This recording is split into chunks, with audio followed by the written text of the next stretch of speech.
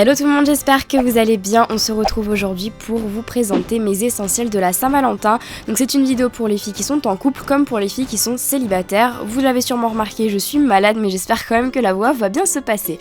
On commence tout d'abord par une recette qui sont les fraises au chocolat que j'adore faire un petit peu tout au long de l'année, pas spécialement pour la Saint-Valentin, mais c'est très facile et j'aime vraiment beaucoup cette recette.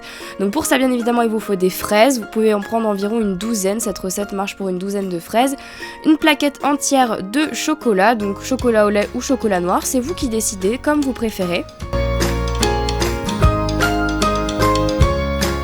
Pour rajouter un petit peu de brillance au chocolat, on va rajouter 2 cuillères à café de beurre, mais bien évidemment vous n'êtes pas du tout obligé d'en mettre si vous ne voulez pas compter les calories, c'est bien évidemment vous qui décidez. Donc ensuite, une fois qu'on a nos 3 ingrédients, je vais commencer à faire chauffer mon chocolat au bain-marie. Vous pouvez également le faire chauffer au micro-ondes si vous avez la flemme et si vous n'avez pas le temps, mais au bain-marie je trouve que ça donne un plus joli résultat. Donc tout simplement je le mets dans un récipient que je pose sur mon bain-marie et j'ajoute un petit peu d'eau. Je rajoute de l'eau de façon à ce que mon chocolat se mélange plus facilement et ne crame pas, et ensuite je viens rajouter mon beurre et je continue à mélanger jusqu'à ce qu'il n'y ait plus de grumeaux et que ça soit parfaitement homogène. Ensuite je prends une assiette, vous pouvez prendre un plat, et je viens mettre du papier sulfurisé dessus pour commencer à venir tremper mes fraises dans mon chocolat. Alors on commence, c'est très simple, on a notre papier sulfurisé d'un côté et notre chocolat de l'autre. On prend la fraise par la petite queue et tout simplement on la trempe dans le chocolat, on égoutte bien et on pose sur le papier sulfurisé. Donc forcément ça va vous faire une petite croûte supplémentaire, mais bon c'est pas très grave, c'est pas plus moche et ça va refroidir de toute façon par la suite. Donc voilà, l'opération est très simple et vous faites ça autant que vous avez de fraises et de chocolat. Alors aussi quelque chose de très important, c'est de laisser refroidir ces fraises à température ambiante pendant environ 5 minutes avant de les mettre au frigo pour éviter qu'elles ne craquellent. En fait le choc thermique si vous les mettez directement dans le frigo va faire que le chocolat va se craqueler et ce sera beaucoup moins joli. Donc voilà, n'oubliez surtout pas d'attendre environ 5 minutes avant de les mettre au frigo. Une fois que les 5 minutes se sont écoulées, on met les fraises dans le frigo pour environ 15 minutes. Vous pouvez évidemment les laisser plus longtemps si vous estimez que ce n'est pas assez froid. Mais c'est à peu près tout pour cette recette. Donc voilà, j'espère vraiment que ça vous plaît. C'est à la limite du healthy mais aussi du gourmand et c'est vraiment une recette que j'aime beaucoup. Autre indispensable que je mets dans quasiment toutes mes vidéos cocooning, donc je sais peut-être que ça n'a rien à voir avec la Saint-Valentin en particulier, mais le bain moussant, c'est ce que je préfère parce que au final, quand on est toute seule, on a quand même envie de se relaxer. Donc moi j'utilise un pain moussant spécial Saint-Valentin de chez Lush que j'adore. Donc là j'avais mis en balistique au début pour pouvoir vous montrer, mais il s'utilise comme pain moussant. Et j'utilise une petite bougie de chez Jewel Candle qui est de la collection Saint-Valentin. Et voilà ma petite Jelly qui est là et qui se demande ce que je fais, qui aimerait beaucoup venir prendre un bain avec moi, comme vous pouvez le voir.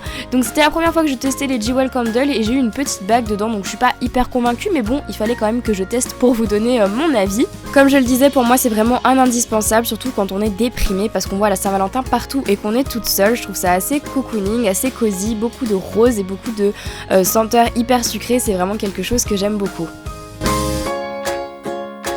On continue avec quelque chose qu'on oublie souvent, mais c'est vraiment super génial, c'est le petit déjeuner au lit. Alors c'est vraiment la petite attention qui va faire plaisir à votre moitié, et même si vous êtes toute seule, je trouve que c'est hyper sympa de décider tout d'un coup de se dire tiens, aujourd'hui je vais me faire un petit déj au lit parce que tout simplement je suis toute seule, je suis déprimée et j'ai envie de me faire plaisir.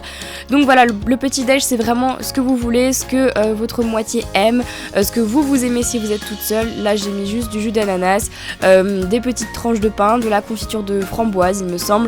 Et voilà, tous les essentiels du matin que j'adore, qui font du bien et qui nous permettent de commencer la journée du bon pied tout simplement. Le petit plus en fait c'est de vraiment rajouter les choses que votre amoureux ou votre amoureuse aime tout simplement, des choses qu'il aime manger, qu'il aime boire. Donc là en ce moment j'utilise moi personnellement le Kousmiti de Noël que j'adore et j'utilise ça avec un objet un petit peu étrange comme vous pouvez le voir. Il s'agit d'une cuillère à thé, donc on met le thé à l'intérieur et on met ça dans la tasse et ça fait comme une cuillère, enfin bon bref voilà. En tout cas n'oubliez pas ce petit plateau parce que moi je sais que c'est quelque chose que j'ai très vite oublié alors que c'est tellement sympa de recevoir un plateau petit déjeuner au lit le matin que voilà, c'est vraiment quelque chose à ne pas oublier et à faire à votre amoureux ou à votre amoureuse. N'hésitez pas à me poster des photos si jamais vous le faites parce que j'ai hâte de voir à quoi ressemble votre plateau.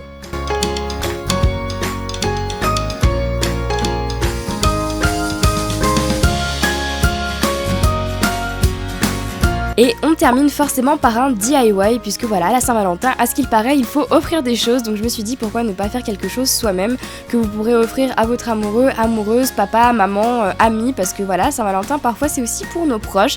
Donc pour ça vous avez besoin d'un cadre, de peinture ardoise, d'un pinceau, moi j'en ai pris un en mousse, et de feutres effet craie, ou vous pouvez prendre des craies tout simplement. Donc rien de plus simple, on commence par peindre notre cadre avec la peinture. Moi je pose 2 couches histoire d'être sûre d'avoir une belle couvrance. Si votre cadre comme moi est en bois, pensez à bien appliquer la peinture dans le sens du bois pour éviter des petites raflures ou des petites choses pas très jolies. N'oubliez pas également de faire les contours et ensuite on laisse poser 24 heures avant de pouvoir écrire dessus.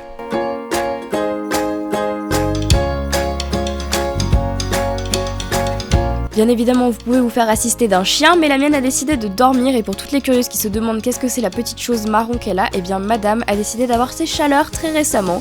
Voilà, vous êtes au courant de la vie intime de Jelly et une fois que vous avez attendu les 24 heures, vous pouvez venir customiser votre petit cadre de la manière dont vous voulez en fait. Donc comme je vous l'ai dit, ça peut être pour un proche, pour vous, pour votre amoureuse, pour vos parents, pour vos mamans, pour la fête des mères, pour la fête des pères, vraiment.